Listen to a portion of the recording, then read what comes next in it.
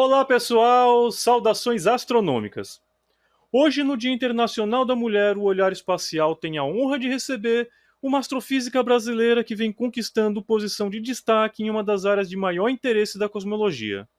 Marcele Soares Santos atualmente é professora e pesquisadora na Universidade de Zurique, na Suíça, onde estuda as ondas gravitacionais provocadas por alguns dos eventos mais energéticos do universo para buscar compreender melhor a natureza da energia escura, um dos grandes mistérios da física atual.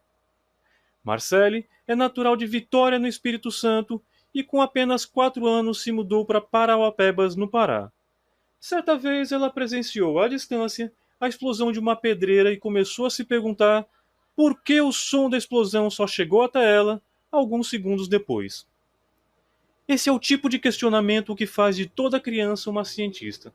Seus professores explicaram sobre as diferentes velocidades de propagação das ondas sonoras e luminosas, mas não conseguiram saciar a sede de conhecimento da pequena Marcele. Aos 14 anos, ela voltou para Vitória, onde se graduou em Física na Universidade Federal do Espírito Santo, e de lá seguiu para São Paulo, onde concluiu mestrado e doutorado em Astronomia pelo Instituto de Astronomia e Geofísica da USP.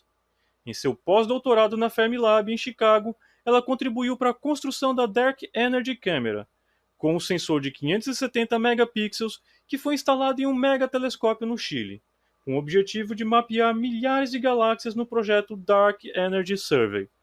Essa pesquisa rendeu a ela o prêmio Alvin Thallestrup em 2014 e a mais importante descoberta científica de 2017.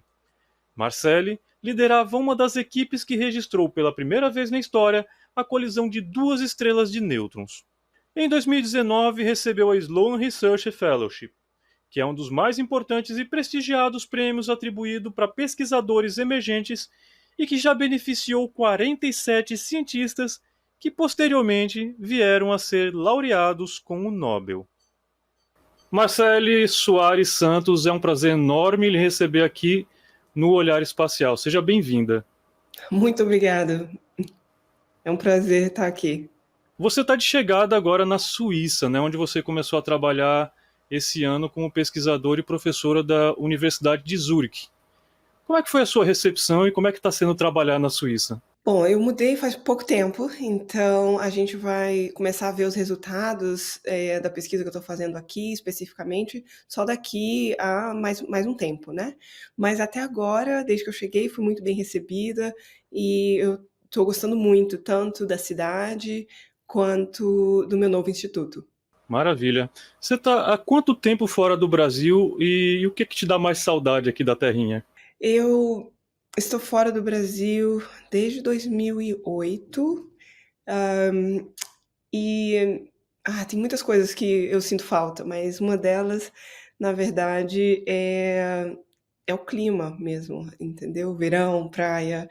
Isso, infelizmente por aqui e também nos Estados Unidos, onde eu morei, antes, o tempo do verão é muito curto e a gente, sente falta dessa, energia, né, de ter o verão e o sol quente. Pois é uma questão, né? Inclusive, você nasceu em Vitória, mas foi logo cedo para o Pará.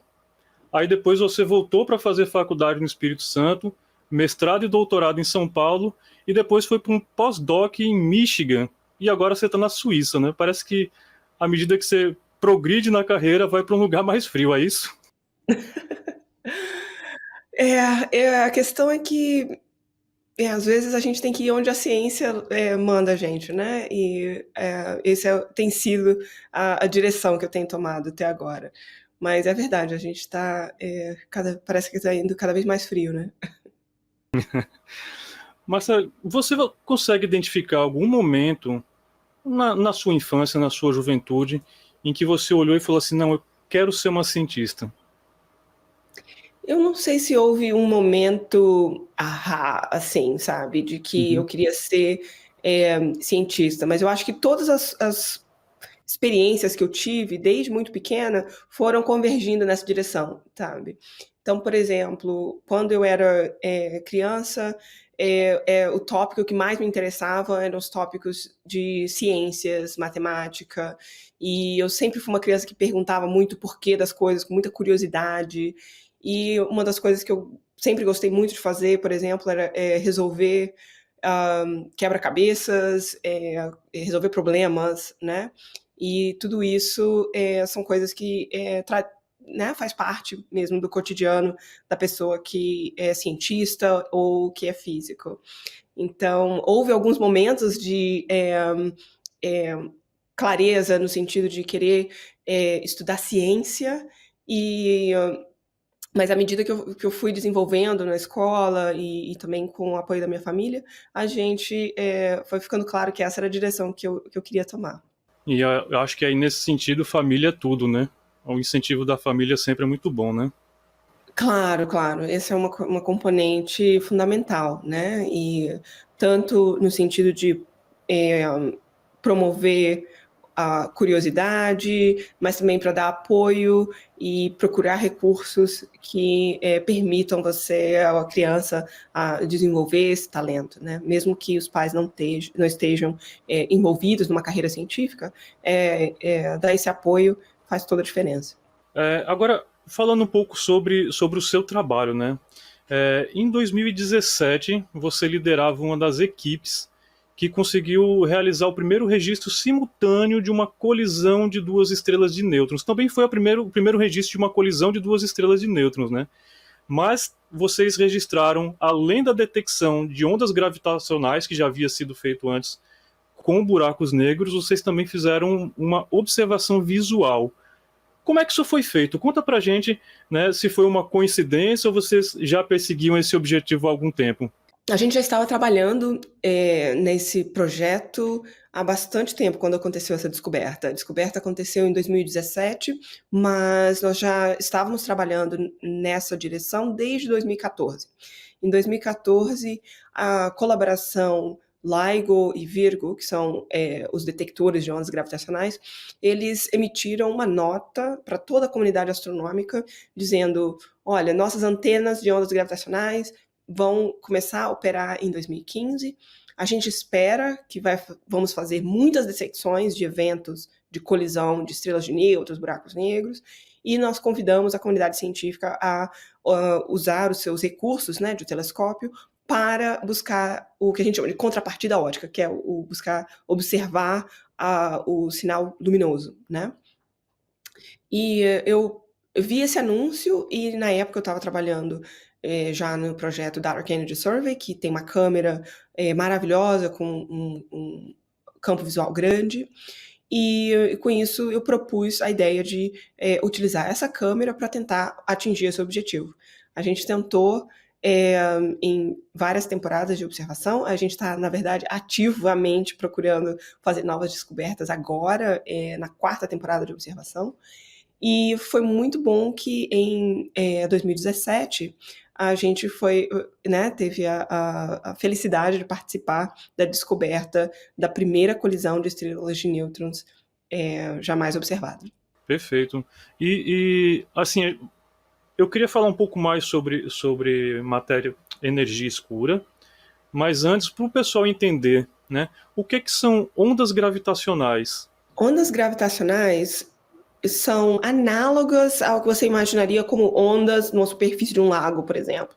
Né? Se você imagina que você joga uma pedrinha no lago, você tem ondas que começam a se propagar a partir do centro, né, até a borda, por exemplo, do lago. Né? E se você colocar um detector, né, ali na beira do lago, onde você está observando esse fenômeno, você pode calcular, por exemplo, qual foi a amplitude da onda, qual a velocidade de propagação da onda na água e etc.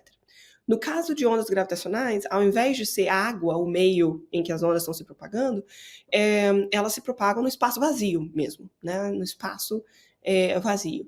E ao invés de você ter uma pedrinha, né, jogando ali na água, o que a gente tem são eventos de objetos bem massivos em colisão, né?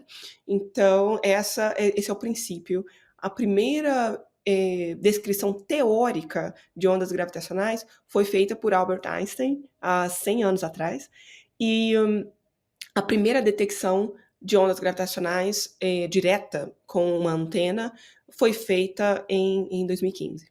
Uma curiosidade, né? Esses detectores, pelo que a gente viu ali do evento de 2017, eles têm a capacidade não só de detectar que estamos recebendo, né, uma variação minúscula, né, de gravidade aqui, né, de energia gravitacional aqui na Terra, como eles têm a capacidade de detectar a direção de onde vem, né, e a distância em que o evento ocorreu, né, a distância aproximada que o evento ocorreu. Como é que isso é feito? É uma rede de antenas? Como é que isso não sofre interferência de coisas aqui na Terra? Como é que acontece isso, Marcelo? Não sei se tem uma forma fácil de explicar também, né? A determinação da distância e da localização do evento no céu pode ser feita quando a gente tem mais de uma antena operando em rede, né? A ideia é semelhante ao que acontece, por exemplo, se a gente for fazer uma analogia aqui com ondas sonoras, né? A gente tem duas antenas, né? Duas orelhas, e então quando a gente ouve o som, por exemplo, vindo lá do final do corredor aqui na minha sala, você sabe que o som veio desse lado e não do lado oposto, lá fora, em parte porque existe uma diferença de tempo de chegada do som entre as duas orelhas. O seu cérebro processa isso e você consegue determinar que o som veio dessa direção e não daquela direção. No caso da detecção de ondas gravitacionais, com múltiplas antenas, a gente consegue fazer a mesma coisa. A gente produz uma análise detalhada do sinal e aí, com isso, a gente determina qual é a direção. Agora, essa determinação não é perfeita. Ela vai te dar uma região no céu onde é mais provável que o evento tenha acontecido. Para você conseguir determinar a posição exata do evento, aí sim, você precisa de, por exemplo, usar um telescópio, apontar naquela direção e encontrar, né, a fonte luminosa pontual. Então vocês precisaram varrer ali determinada região do céu para encontrar aquela fonte luminosa, né? E como é que você diferencia aquele pontinho de outros eventos que podem acontecer e que não gerariam essas ondas gravitacionais?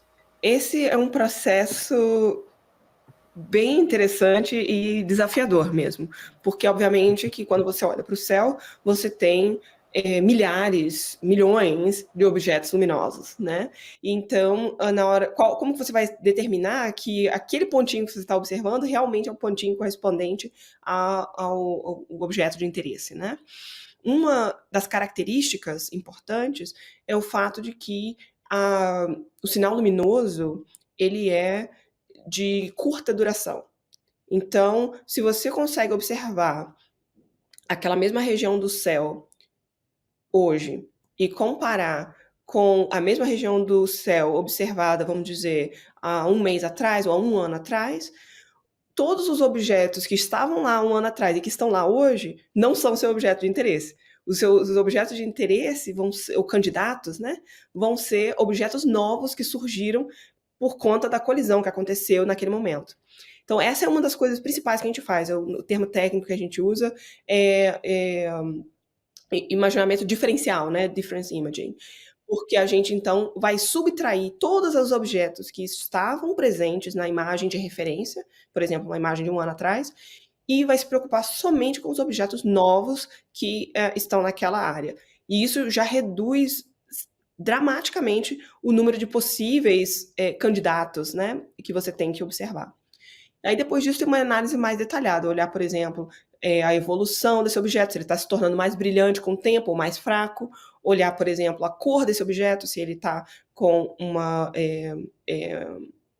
cor mais azul ou mais vermelha, isso tudo depende, né, dos modelos e tal. Então a gente faz uma análise detalhada, mas o principal é essa coisa de fazer a diferença entre a imagem que você obteve hoje e a sua imagem de referência que você tem do passado. E a diferença de uma colisão de buraco negro para estrelas de nêutrons, a colisão de buracos negros e de estrelas de nêutrons, ela se dá tanto pelas ondas gravitacionais quanto pelo espectro, né, luminoso que o choque emite, não é isso? Sim, no caso de colisões que envolvem pelo menos uma estrela de nêutrons, né, poderia ser uma binária com duas estrelas de nêutrons ou uma estrela de nêutron e um buraco negro. Desde que tenha uma estrela de nêutrons, existe a possibilidade de material da estrela de nêutrons ser ejetado nos momentos finais antes da colisão. E esse material ejetado, ele vai sofrer um processo de emissão de radiação que vai gerar um aquecimento desse material. Então, esse material quente, ele vai ficar luminoso por pouco tempo, porque depois do material se queimar, né, não tem mais uma fonte contínua que vai renovar essa energia, como tem, por exemplo, no caso do nosso Sol. É uma fonte limitada, ela queima rapidamente, e dentro de 1, 2, no máximo 3 semanas, esse objeto vai desaparecer de novo. E no caso de binárias de buracos negros, a gente não tem esse material da estrela de nêutrons para suportar esse processo. Então, no caso de buracos negros, a gente não tem a expectativa, exceto talvez se tenha alguma teoria mais exótica, né, e tudo, a gente não tem a expectativa de que tenha uma contrapartida ótica que a gente consiga observar. E como que as ondas gravitacionais podem auxiliar a gente aí a compreender melhor o universo? A conexão entre as ondas gravitacionais e o estudo, por exemplo, da energia escura é justamente o fato de que a análise das ondas gravitacionais, além dela permitir você localizar o objeto, ela também te permite ter uma noção de qual a distância desse objeto. De novo, se a gente voltar à analogia com as ondas sonoras, se você tem uma referência, vamos, por exemplo, dizer uma ambulância, você, na sua experiência de vida, já ouviu várias vezes o barulho de uma ambulância e tem uma noção do quão alto ele pode ser se você estiver bem perto. Então, se você ouve uma ambulância distante, você pode ter uma noção de que, não, está muito longe ou está próximo de você, baseado em quão alto o som é, né? Essa é a ideia. No caso das ondas gravitacionais, existe a possibilidade de fazer uma análise semelhante. Você analisando o espectro das ondas gravitacionais, você pode deduzir qual é a amplitude intrínseca dessas ondas. E aí, com isso, você compara essa amplitude intrínseca com a amplitude observada, que vai ser, obviamente, menor, porque o objeto está distante, né? E você tira a razão entre os dois e isso te dá a distância. E por que a distância é importante? A distância é importante porque, no contexto aí nosso, da teoria do Big Bang e do que a gente entende de como o universo está em expansão, o que acontece é que, à medida que o universo vai expandindo, a gente tem uma observação de objetos distantes, parece que estão se afastando da gente cada vez mais. E a gente pode, então, medir a taxa de expansão do universo, medindo distâncias e medindo essas velocidades de recessão dos objetos. Isso é uma coisa que a gente já faz há décadas, né? Por exemplo, com supernovas, que são objetos bem luminosos que a gente consegue observar e consegue calibrar a distância deles muito bem. No caso das ondas gravitacionais, então, o que a gente consegue fazer é a mesma coisa. A gente consegue obter uma medida da taxa de expansão do universo, fazendo um mapeamento das distâncias e velocidades de recessão desses objetos. E essa é a base desse tipo de observação e é o motivo pelo qual as pessoas que estão interessadas em estudar a energia escura e a expansão do universo, essas pessoas estão tão interessadas nesses eventos de ondas gravitacionais. Perfeito. É o motivo pelo qual você acabou ingressando um pouco nesta área, né? A energia escura é a sua principal área de pesquisa e um dos maiores mistérios do universo. Aí eu queria que você explicasse para a gente um pouquinho, né, do que a ciência já sabe sobre energia escura, mas não respondendo a mim, né, já que a gente está aí no Dia das Mulheres, né, e a gente está encerrando aí o mês das meninas e mulheres na astronomia, que eu estou participando, né, que o Olhar Espacial está participando. Eu trouxe para vocês perguntas de algumas futuras, né, de algumas jovens futuras cientistas, e aí eu queria que você explicasse para a gente a energia escura, respondendo às perguntas delas. Vou começar a mostrar aqui, e aí você responde na sequência. Meu nome é Lorena, eu tenho 8 anos. Minha dúvida é como descobrir uma energia escura? A minha pergunta é como vocês sabem que existe a energia escura no universo? Aí as duas perguntas da Lorena e da Maria Eduardo são bem semelhantes. Como é que a gente descobriu a energia escura? A energia escura foi uma surpresa, né? Ela foi uma descoberta que a gente não antecipava. A gente já sabia há bastante tempo que o universo está em expansão. Essa teoria ela é bem solidificada no contexto aí do que a gente chama da teoria do Big Bang. Mas dentro da física tradicional, se a gente considerar somente as formas de matéria tradicionais que a gente conhece, a gente pode calcular quais são as possibilidades, né, para taxa de expansão e trajetória histórica da evolução do universo. E esse cálculo leva a uma expansão desacelerada. Então, nos anos 90, as pessoas começaram a fazer estudos bem detalhados, tentando medir com precisão essa taxa de desaceleração do universo. A surpresa, no caso aí, foi o fato de que as medidas e as observações davam um resultado com sinal negativo, ou seja, ao invés de ser uma desaceleração, o universo está, na verdade, sofrendo uma aceleração da sua taxa de expansão. E esse processo de aceleração não pode acontecer só na presença de matéria comum. Ele precisa de uma forma de energia especial que consegue abastecer, vamos dizer assim, o universo e gerar mais energia para a expansão continuar acelerando cada vez mais e mais. Então, o termo energia escura foi proposto para ser usado como essa forma de energia nova, que a gente não conhecia até então, e que ela é fundamental, a função da energia escura é promover a expansão acelerada do universo. Olá, eu sou a Eloá Oliveira do Clube Nicolinha Kids e eu queria saber qual é a diferença de matéria escura e energia escura. Obrigada.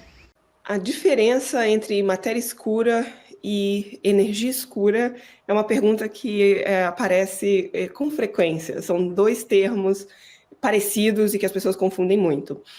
No caso, a palavra escuro, nesse contexto, poderia ser traduzido como invisível, né?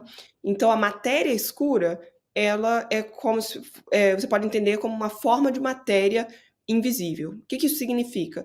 Significa que ela é uma forma de matéria, tem peso, tem massa, vai ter gravidade e tudo isso, mas ela é invisível no sentido de que a gente não consegue observá-la diretamente com nenhum telescópio.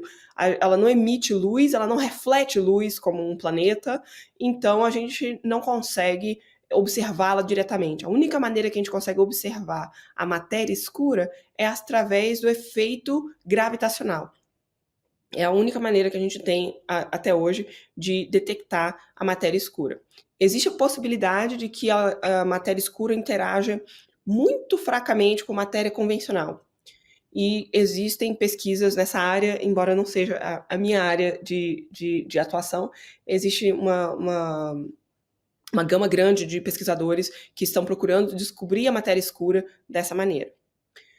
Agora, a energia escura. A energia escura, ela é uma forma de energia que causa o espaço vazio entre a matéria a expandir.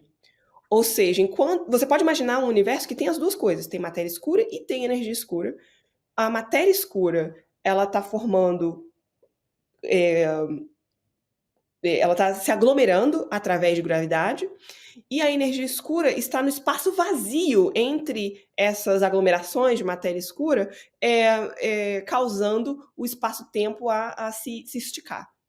Então, essa é a principal diferença entre as duas. E o fato da gente não entender muito sobre elas, né? O que elas têm em comum é que a gente não entende muito sobre elas ainda. Agora, a pergunta da Majora aqui tá num nível alto demais para mim. Vamos ver se você consegue respondê-la. Pelo princípio de conservação da energia, a energia não é criada nem destruída. Ela é transformada em outras formas. Por exemplo, energia cinética é transformada em energia potencial e vice-versa.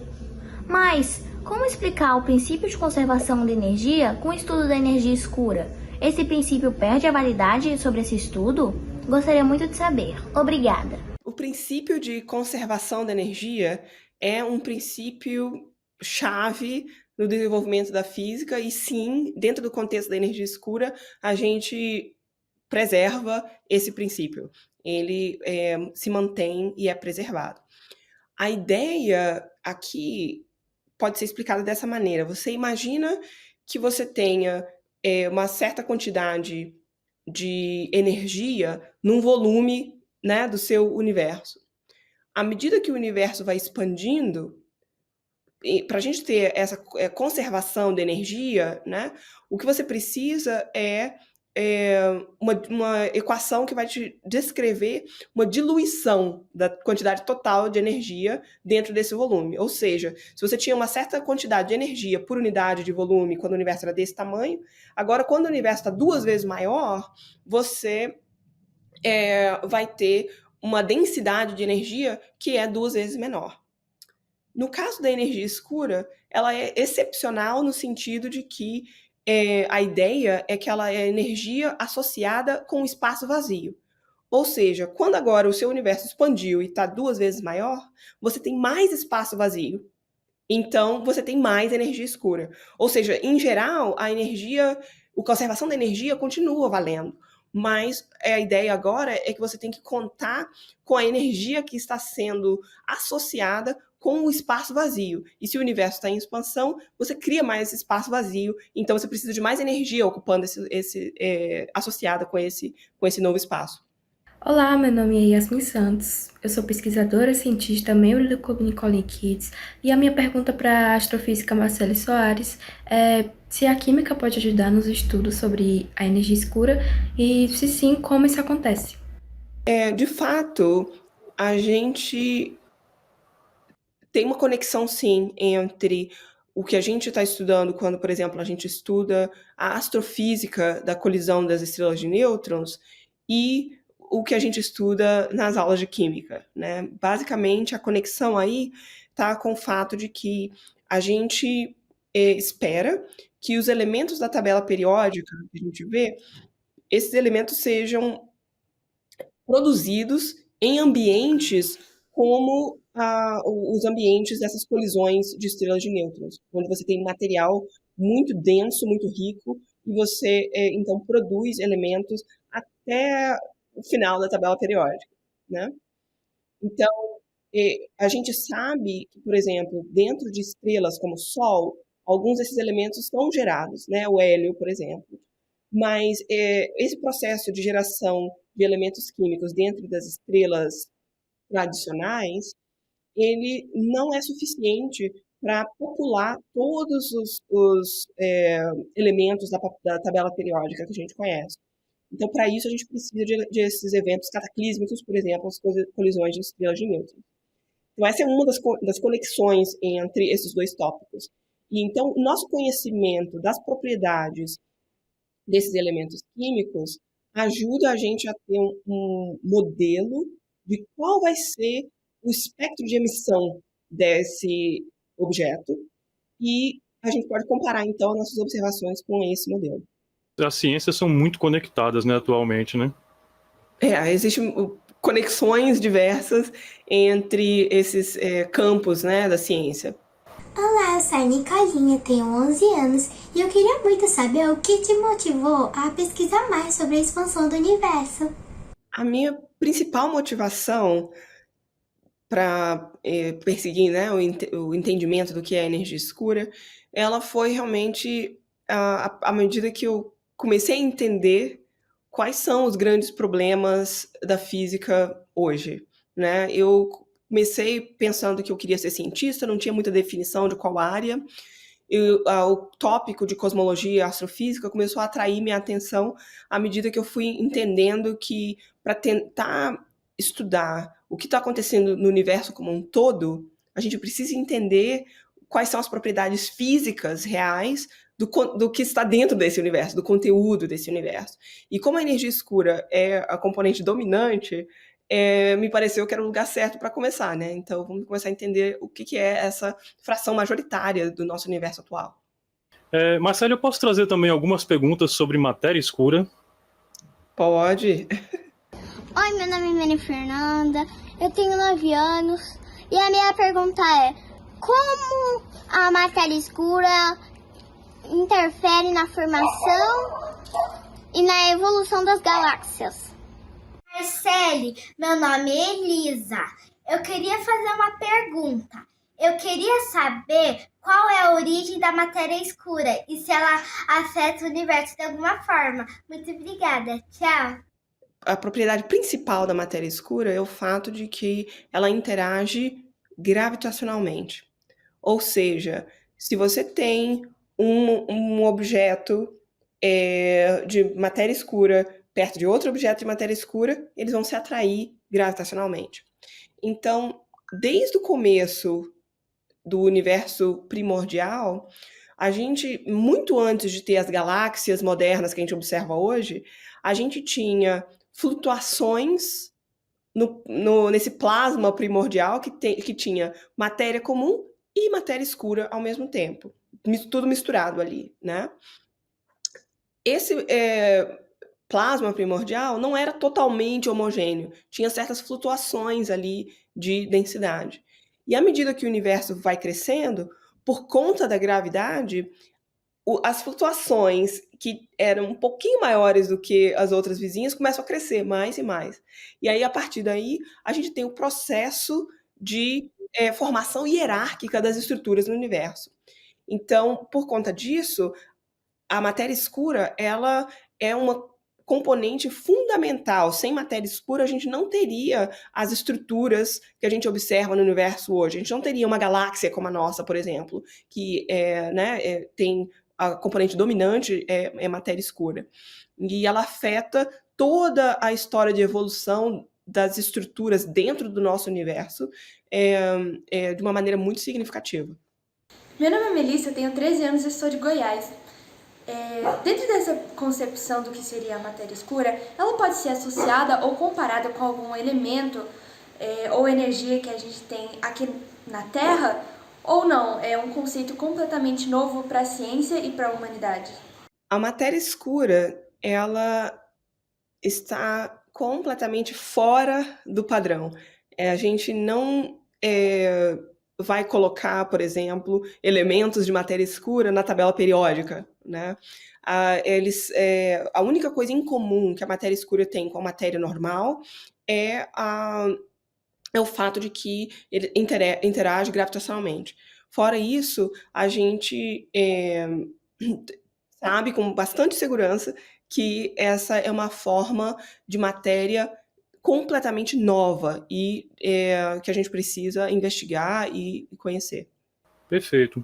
E, Marcele, como é que a ciência busca compreender mais sobre a energia escura atualmente?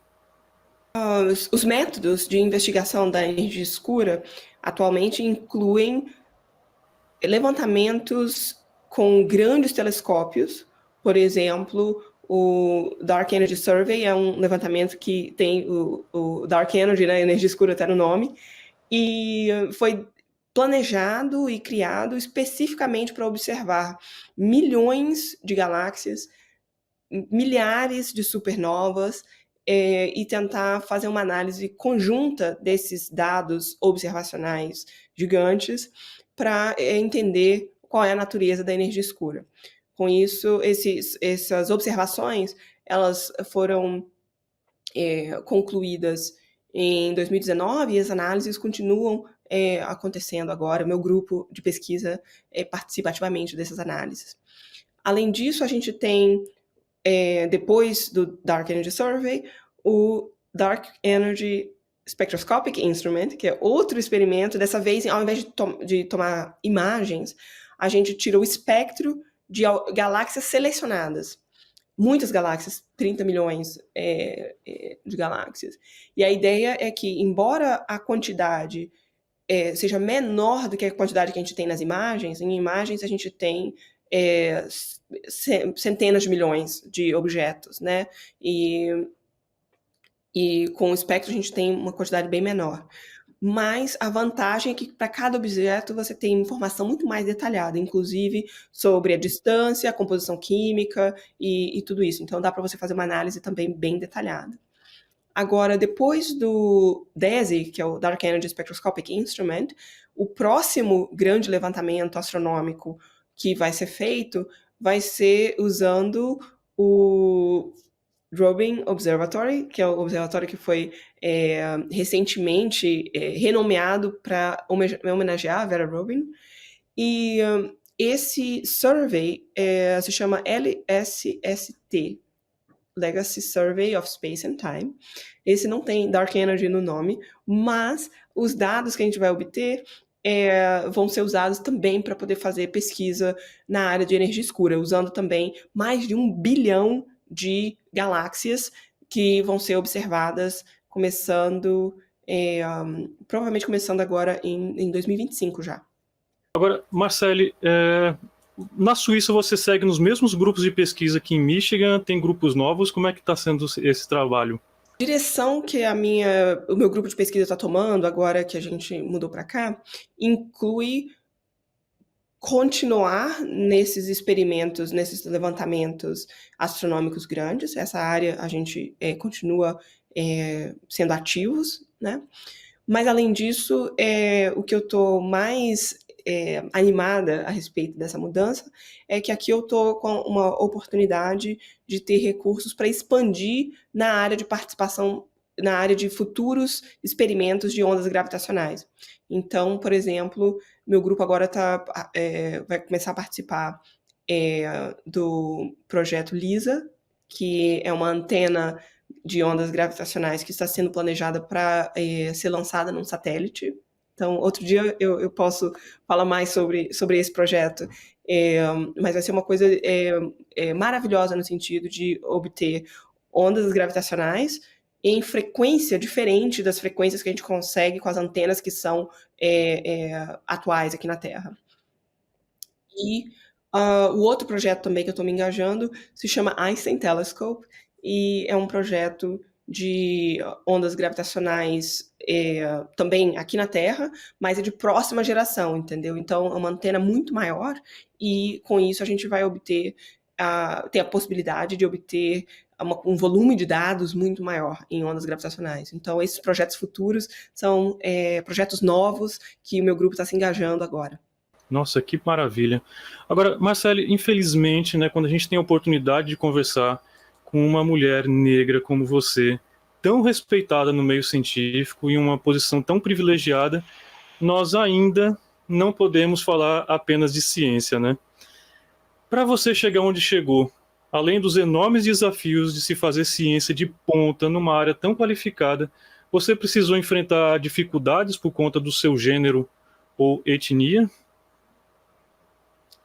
Olha, na minha experiência, eu tive muito apoio das pessoas que estavam ao meu redor, tanto professores quanto colegas e mentores, né, que me ajudaram, por exemplo, no começo da minha carreira e até hoje.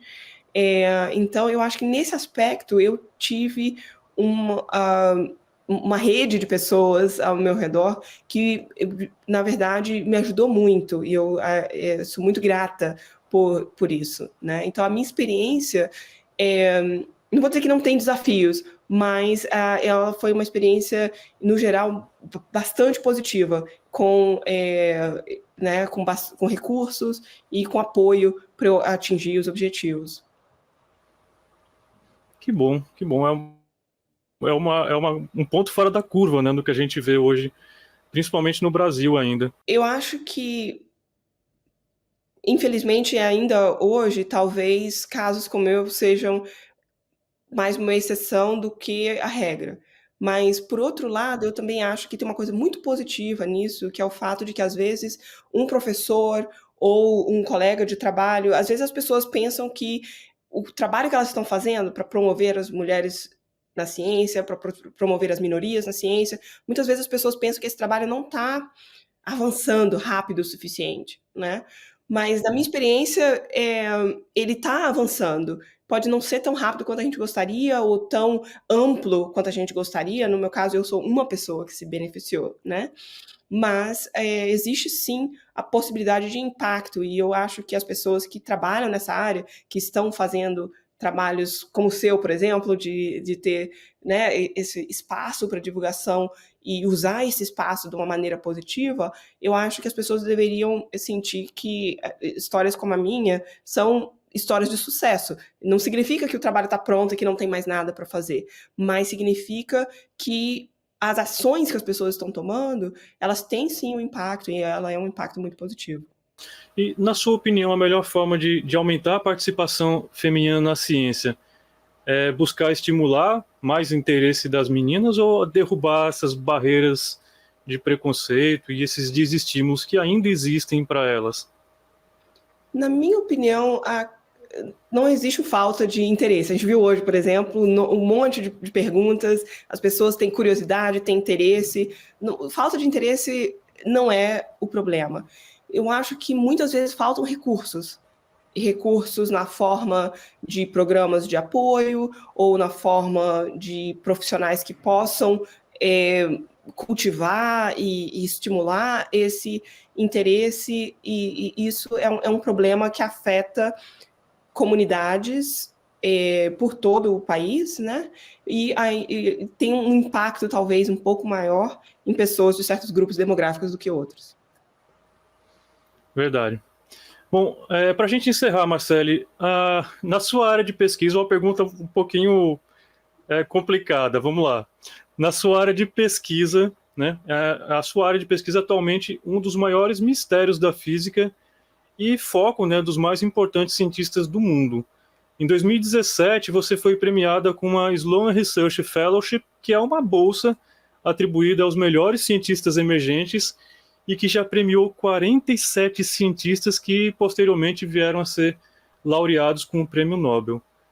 Aqui, de longe, a gente fica na torcida, mas como que você vê isso? É um sonho, um objetivo de vida? Ou você prefere se focar na sua pesquisa esperando que o reconhecimento venha naturalmente? O meu interesse maior é na pesquisa, o resultado, né? Eu estou mais interessada em saber qual é a natureza da energia escura do que qualquer outra coisa. É óbvio que a gente, quando tem a oportunidade de receber um reconhecimento, isso é uma coisa maravilhosa. Mas a gente tem que ver que, realisticamente, focar em um prêmio específico pode ser um pouco frustrante, entendeu?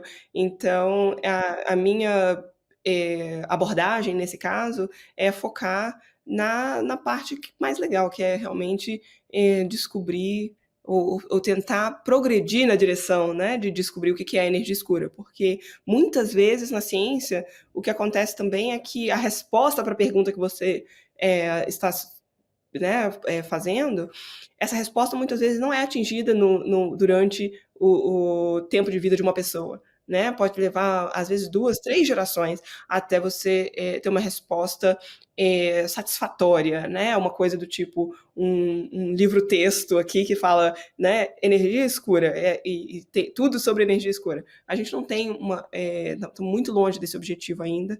E eu espero, na minha carreira, eu espero contribuir da melhor maneira possível nessa direção, de forma que tenha, não sei, talvez uma nota de rodapé nesse livro um dia falando, olha, esse grupo de pesquisa da Marcele trabalhou nisso e contribuiu dessa forma. Mas essa coisa de, sabe, grandes prêmios e etc. é outra, né? Tá em outra categoria, assim. Fica a torcida mais pra gente, né? Eu acho importante lembrar que Estocolmo, né, onde ocorre a cerimônia da premiação do Nobel, faz ainda mais frio do que Zurique. É verdade. Vamos ver se a gente continua na mesma tradição, né?